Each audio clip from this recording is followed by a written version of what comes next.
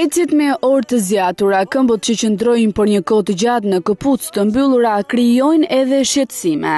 Këto situata mund të shfaqin probleme me këmbët, sidomos me gishtat e këmbëve. Prandaj duhet treguar kujdes i vazhdueshëm për to, sepse ndërlikimet mund të shkojnë deri aty sa të jetë i nevojshëm trajtimi mjekësor, si dhe ndërhyrja kirurgjikale në raste të veçanta.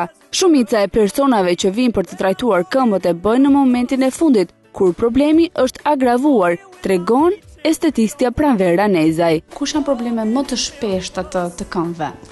Atëherë, ajo që do të thosha unë, një problem i shpesht i këmbëve është edhe myku i thonjve, që do të thotë, nëse të gjithë pacientët i drejtohen doktoratës për të kuruar mykun e thonjve, atëherë ato njohin vetëm rrugën e medikamenteve nga goja dhe lyerjes së thojit nga sipër.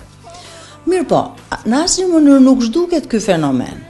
Në qoftë se ato vinë në klinikën time, atëherë këtu bëhet një trajtim ku eliminohet myku i thonjve, pastrohet në maksimum myku i thonjve dhe pastaj jepen medikamente që e shërojnë thonjin, domethënë gjithmonë e theksoj, në qoftë se merret medikamente nga goja dhe nga jashtë është e pamundur të eliminohet ky lloj fenomeni. Kryesore, heqja e kallove. Janë disa arsye, ndodh që dhe përsëritet, ndodh që dhe nuk përsëritet. Kjo varet me pikat e takimit të këmbës në këpucë, ose pesha, ku është pesha më e madhe e trupit.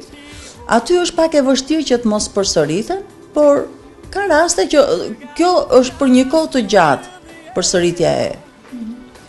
Por mbas disa trajtimesh them që kjo eliminohet. Për femrat në këtë rast do të thonim që do të ishte mirë që një pjesë të kohës ta kalonin jo mbi taka?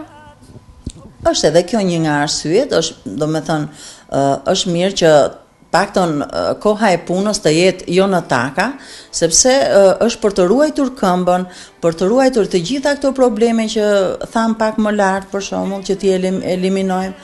Por është gjë e shumë e mirë që këmba, trupi i njeriu të qëndrojë shumë pak me taka, në taka. Çdo stin sjell shqetësime tipike për këmbët. Gjatë stinës së vjeshtës dhe të dimrit, jemi të detyruar të mbajmë këpucë të mbyllura. Kur flasim për faktorët, cilët janë ata faktorë që e rrezikojnë këmbën, qoftë për problemet e thojit, qoftë për problemet e mykut e të gjitha bashkë? Për shembull, për problemet e thojit, ato që e rrezikojnë këtë lloj problemi është këpuca e ngushtë, prerja jo e rregullt e thojit. Për sa i përket mykut të thonjve, janë disa arsye. Është për shembull lagështia, djersa e këmbëve. Një nga mënyrat e arsyet e tjera është edhe veshja e këpucëve të dikujt tjetër ose shapkave, është tepër ngjitse. Kush prej grup moshave ose femrave ose meshkujt i kanë probleme më shumëta të këmbëve? Ju e keni vënë re këtë ndarje apo s'mund të themi sepse në të dyja anët kemi probleme, si te meshkujt dhe te femrat? Që nga koha që unë kam 3 vjet këtu që e ushtroj këtë profesion, mund të them që janë që të dyja palët, si meshkujt dhe femrat, janë të prekur nga ky fenomen, edhe nga myku dhe nga hyrja e thojit në mish. Kurse përsa i përket kallëve, mosha e vjetër është më e predispozuar për të prekur nga kallët. Unë do t'ju thoja që një shprehje, këmbë të shëndetshme, jetë e shëndetshme. Jetë e shëndetshme me këmbë të shëndetshme. Sa më pak taka, sa më mundësisht numri i këpucës të jetë edhe një numër më i madh. Gishtat e këmbëve janë jetësor për ecjen dhe ekuilibrin e njeriut. Deformimet në gishta zakonisht shkaktohen nga mosbalancimi i muskujve në këmbë. Si rezultat i një këmbe të sheshtë, dëmtime traumatike dhe sëmundjet në kyçet e gishtave. Ka të paktën 6 çifte muskujsh që kontrollojnë secilin gisht. E kanë kuptuar këtë pacientët se zgjidhja më e mirë do të ishte në fakt eliminimi i një operacioni dhe vendosja e një proteze. Si e shihni këtë, janë ndërgjegjësuar ata se ja vlen një metodë e tillë? Të jemi sinqert, me thënë të drejtën, ato vinë këtu dhe ngelen jashtë mase të kënaqur, edhe nga shpjegimi që i bëj, duke thënë se është një metodë gjermane që ato normalisht e pëlqejnë shumë këtë mjekësinë gjermane dhe do me thënë ato binden pa arrin ta bëjnë këtë veprim. Është tepër bindse mënyra e protezës. Infekcion, i thua në mish, janë probleme të shumta. Por ju keni zgjedhur të bëni një zgjidhje mjaft të volitshme të problemeve duke përdorur metoda të reja. Pak a shumë, si është kjo procedurë pune që ju bëni momentalisht? Atëherë, kjo procedurë pune asiston në këtë problem për shkakun që kanë të gjithë njerëzit me hyrjen e thojit në mish, ku të gjithë ju drejtohen operacioneve, doktoratës, mund të thënë, dhe ato njohin vetëm rrugën e operacioneve.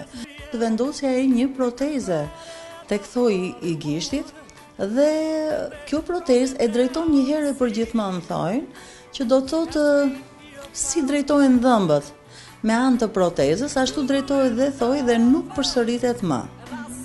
Është e papërsëritshme që të ndodhi përsëri ky fenomen.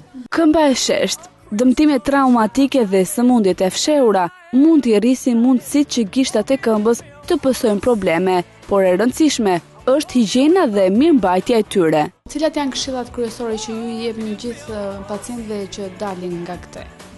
Këshillat kryesore që japun janë kucët e ngushta dhe prerja e rregullt e thojve. Kto janë arsyet kryesore që, do të thënë, ato të mos t'ju ndodhi më ky fenomen. Po mendoni se i kushtojmë rëndësinë e dur higjienës së këmbës ne si persona, si individ? Tash të them që dhe si kushtojmë, edhe i kushtojmë rëndësi, po dhe nuk i kushtojmë. Por është e domosdoshme. Unë gjithmonë them që këmba është kryesorja në trupin e njeriut, sepse mban gjithë peshën e trupit të njeriut. Dhe do me thënë tamam që duhet i kushtojmë një rëndësi të veçantë.